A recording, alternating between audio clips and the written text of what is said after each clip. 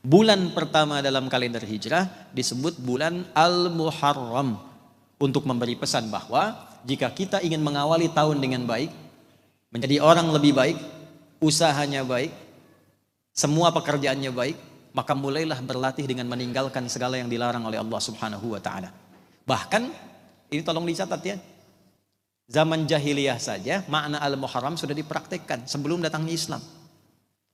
Jangan zolimi bagian tubuh kita, kata Allah begitu. Ini telinga diciptakan mendengar yang baik. Jangan zolimi telinga untuk mendengar yang tidak baik. Fala tazlimu fihinna anfusakum, jangan berbuat zalim. Kata Ibnu Abbas radhiyallahu taala anhuma, beliau turjumanil Quran, legasi penafsir Qurannya dari Nabi. Karena ini bulan mulia, bulan terhormat, maka orang yang sengaja berbuat maksiat di bulan ini dosanya 2 kali lipat dibanding hari biasa. Nah, yang kedua poin ini intinya. Ya Rasulullah, puasa apa yang paling utama setelah Ramadan? Kata Nabi, kalimatnya siyamu syahrullahil muharram. Puasa yang ditunaikan di bulan Al-Muharram. Jadi amalannya, ijazahnya langsung dari Nabi, rumusnya kalau ingin berubah jadi baik, melatih bagian tubuh kita dari kepala sampai kaki jadi baik, maka banyak-banyak puasa di bulan Al-Muharram ini. Hadirin sekalian, tolong bedakan, ada Muharram, ada haram, ada Al-Muharram, ada muhrim, ada ihram. Beda.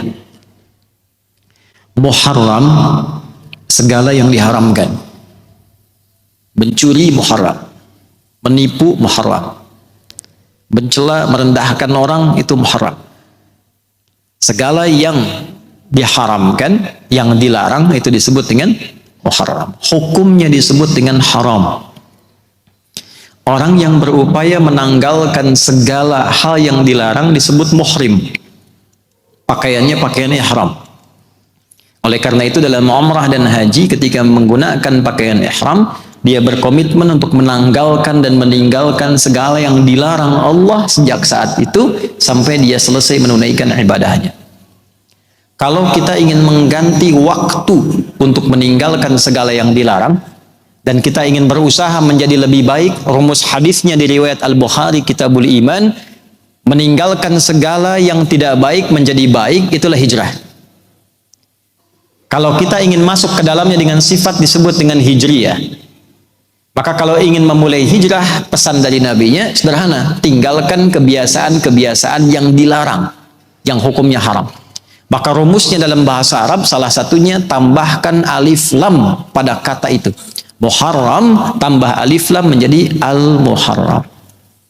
Bulan pertama dalam kalender hijrah disebut bulan Al-Muharram, untuk memberi pesan bahwa jika kita ingin mengawali tahun dengan baik, menjadi orang lebih baik, usahanya baik, semua pekerjaannya baik, maka mulailah berlatih dengan meninggalkan segala yang dilarang oleh Allah Subhanahu wa taala. Bahkan ini tolong dicatat ya. Zaman jahiliyah saja makna Al-Muharram sudah dipraktekkan sebelum datangnya Islam. Sudah viral di kalangan jahiliyah, ada 4 bulan pesan dari nabi-nabi sebelumnya disampaikan lewat lisan sehingga sampai ke masyarakat lingkungan Nabi. Kalau tiba 4 bulan ini, maka semua menjaga diri dari perbuatan yang terlarang. Kalau sudah ada 4 bulan ini, itu perang bisa libur, Pak. Mencela itu libur, menyakiti itu libur, tidak boleh ada perang. Untuk menghormati 4 bulan ini. Dalam hadis disampaikan riwayat Ibnu Abbas radhiyallahu taala anhuma dari Nabi sallallahu alaihi wasallam, 3 mutawaliyat, 3 berurutan, yang 1 terpisah. Dzulqa'dah bulan 11, Dzulhijjah bulan 12, Al-Muharram bulan pertama, 11, 12 bulan 1. Dan Rajabun Mudhar ma baina Jumada wa Sya'ban. Bulan Rajab antara bulan 6 dan bulan ke-8. Jumada dan Sya'ban. 4 bulan ini. Dan ini ditetapkan dalam kalender Islam, langsung Allah yang melegalkan. Turun ketetapan Allah, Quran surah 9 ayat 36. Inna iddatash syuhuri 'indallahi 12 syahran fi kitabillah yauma khalaqas samawati wal arda minha arba'atun hurum. Dzalika ad-dinul qayyim fala tadhlimu fihinna anfusakum. Al-ayat. Pakai inna tuh. Kalau yang ngaji di pesantren kita hafal itu ya. Di ilmu nahwu, inna harfu nasbin wa taukidin tansibul isma wa tarfa'ul khabara mabniyun 'alal fathi la mahalla lahu minal i'rabi. Inna itu huruf taukid dan nasab. Kalau difungsi kalimat menjadikan kalimat setelahnya harakat fathah. Kalau jamak mudzakkar salim dia pakai ya, muannats salim pakai kasrah, ujungnya harakatnya kasrah i, ya kan? Tapi di ilmu balaghah saat masuk kita ke fiqhul lughah, ma'anil huruf, maka nasab itu artinya nasaba rajulu asahu fil ardi. Seseorang tancapkan dengan kuat tongkatnya di bumi tidak goyah. Nasab itu berfungsi menancapkan informasi dalam jiwa dan jangan goyah sedikit pun. Inna iddatasy syuhur, kata Allah, tancapkan informasi dalam jiwamu yang paling dalam. Jangan pernah goyah. Jaga, kuatkan itu. Sejak aku mencipta langit dan bumi telah kutetapkan 1 tahun 12 bulan. Yauma khalaqas samawati wal ard. Dari 12 bulan ini setahun, minha arba'atun hurum, ada 4 bulan terhormat. 4 bulan ini terhormat di sisi Allah. Jadi mesti dijaga kehormatannya, penjagaan kehormatan ini untuk menjaga kehormatan kita. Karena kita ini lahirnya terhormat. Ya. Kita makhluk, Allah khaliq. Wa idz qala rabbuka lil malaikati inni khaliqum basyara. Satu-satunya Tuhan yang menyebut dirinya khaliq dalam kitab sucinya hanyalah Allah. Quran surah 15 ayat 28. Inni khaliq. Kita yang tercipta disebut makhluk. Karakter kita, bawaan kita disebut akhlak. Wa innaka la'ala khuluqin azim di surat Al-Qalam. Tunggalnya khuluq. Jadi makhluk sifatnya akhlak, tunggalnya khuluq, penciptanya khaliq. Nah, semua yang melekat pada akhlak itu saat diciptakan semua kita mulia, terhormat. Misal, maaf ya, mata ini diciptakan dengan mulia. Karena mulia dan terhormat, maka tidak boleh digunakan untuk melihat yang tidak baik. Itulah sebabnya muncul hukum haram dari kata hurmah, seakar dengan kata hurmah. Dilarang supaya tidak hilang kehormatannya. Maka muncul larangan, jangan lihat aurat begini, jangan lihat yang seperti ini. Sebab saat melihat, runtuh kehormatan kita di hadapan Allah.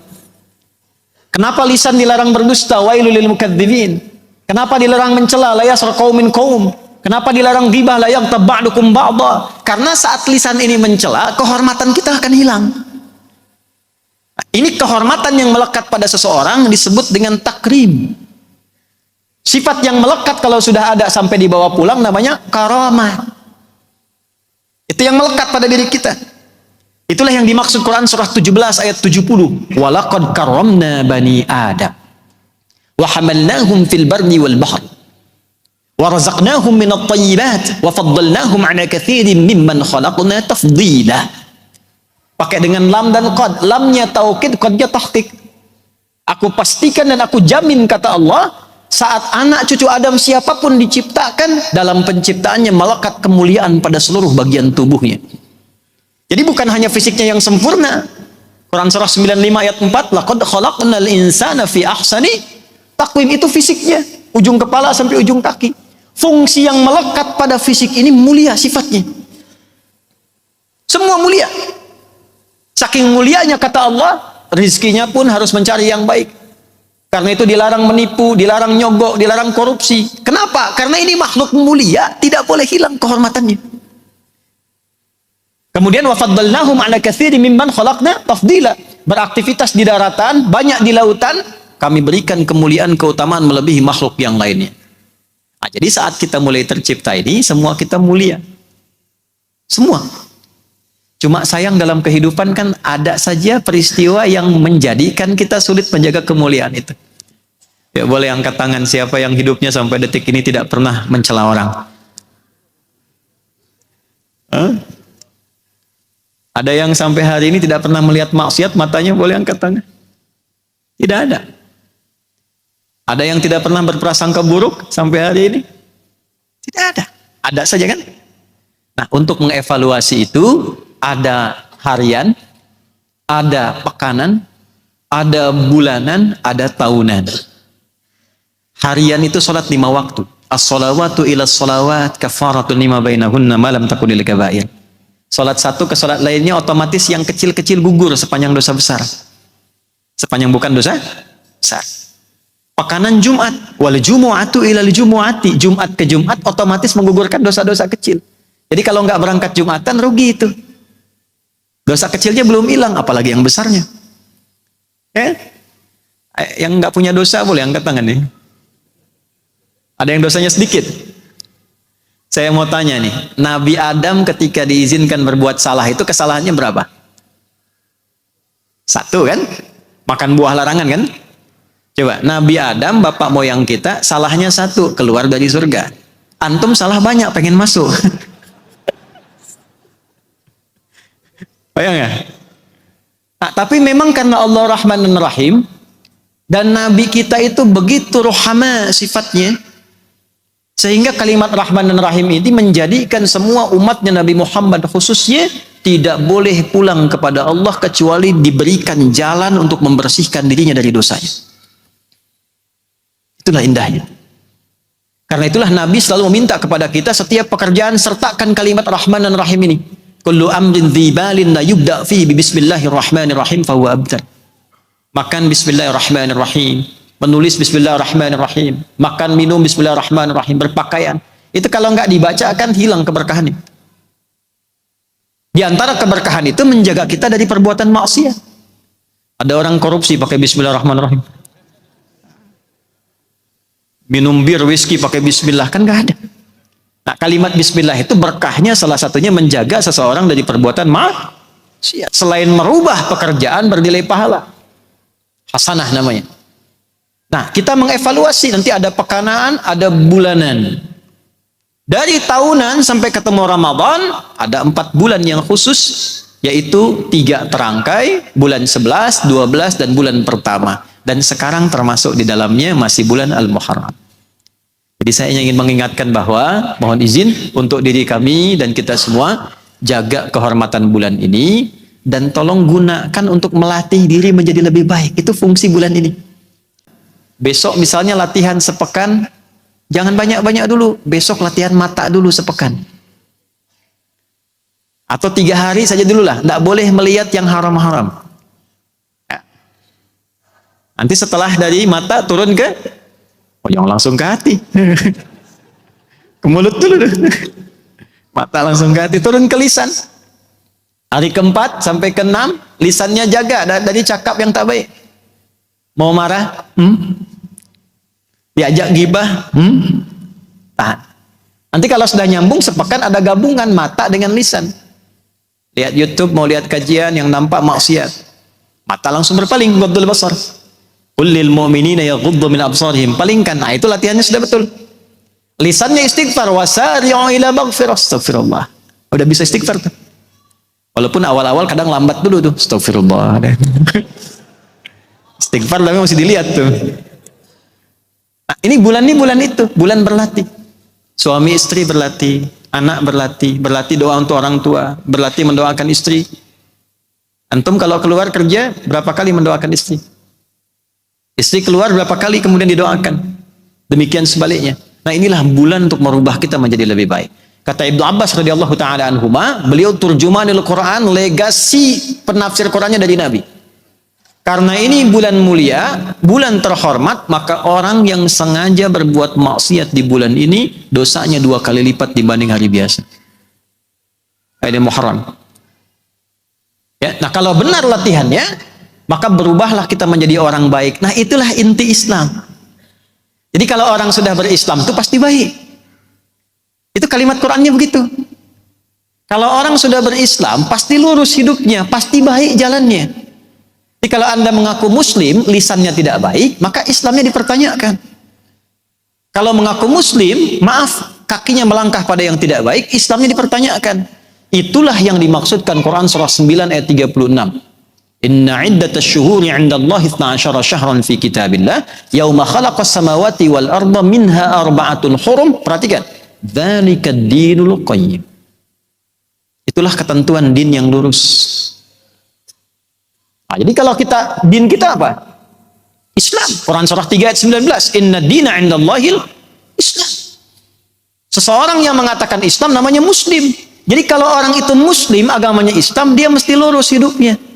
Bicaranya lurus, pandangannya lurus pada kebenaran yang hak, yang hanif. Telinganya lurus mendengar yang baik-baik.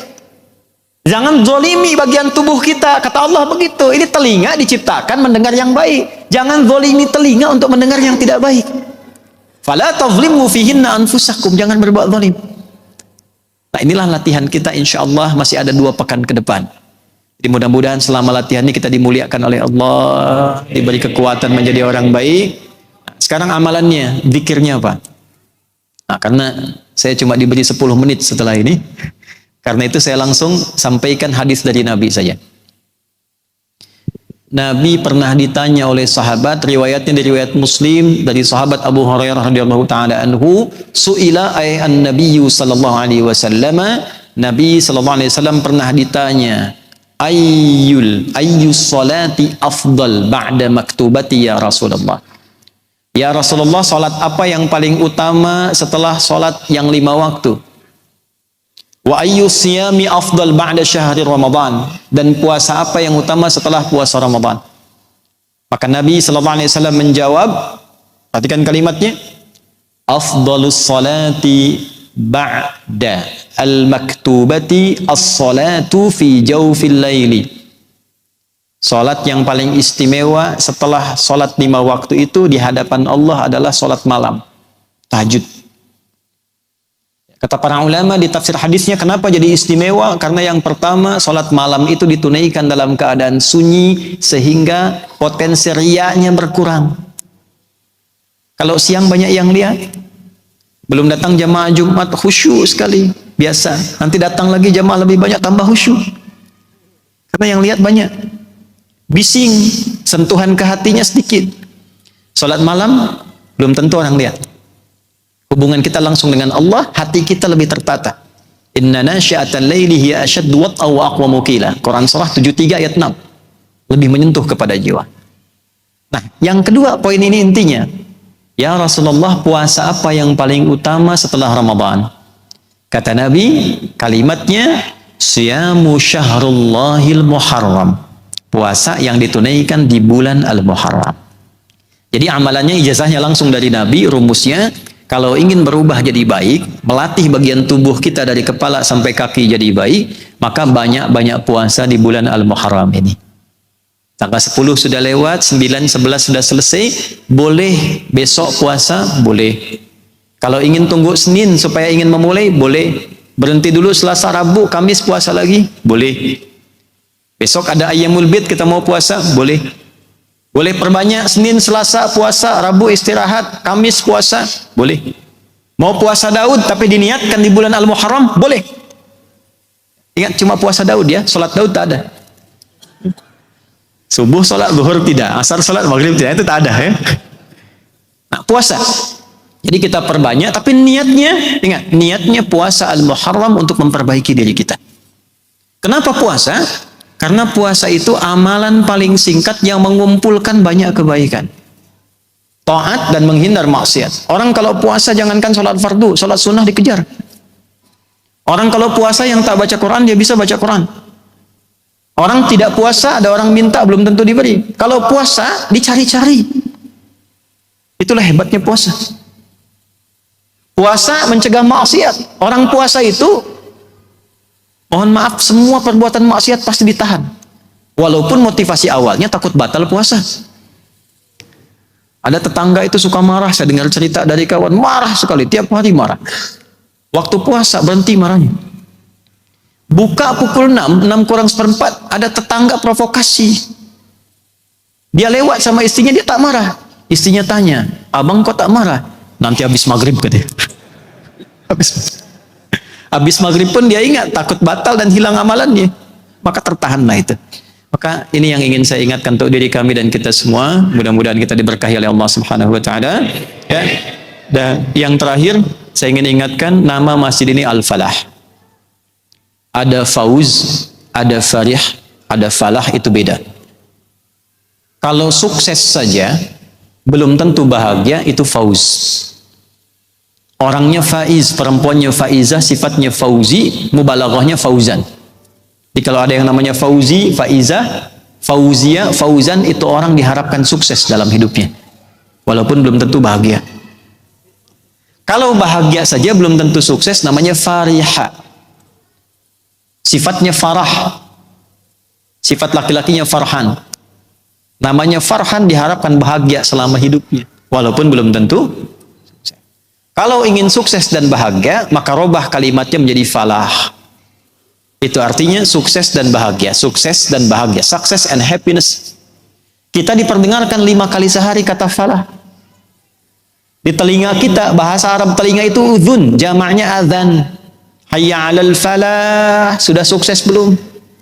Sudah bahagia belum? Jangan-jangan pekerjaan sukses tapi belum bahagia di rumah tangga. Jangan-jangan bahagia tapi belum sukses.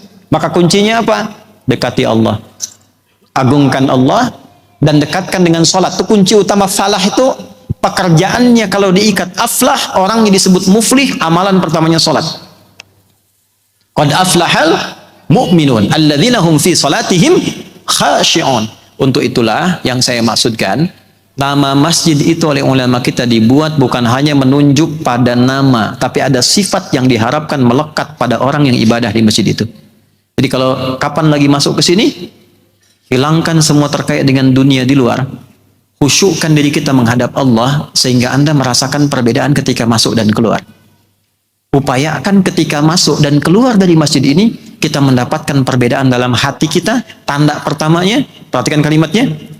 Di Quran surah keempat ayat 100 ada kelapangan dalam hati kita.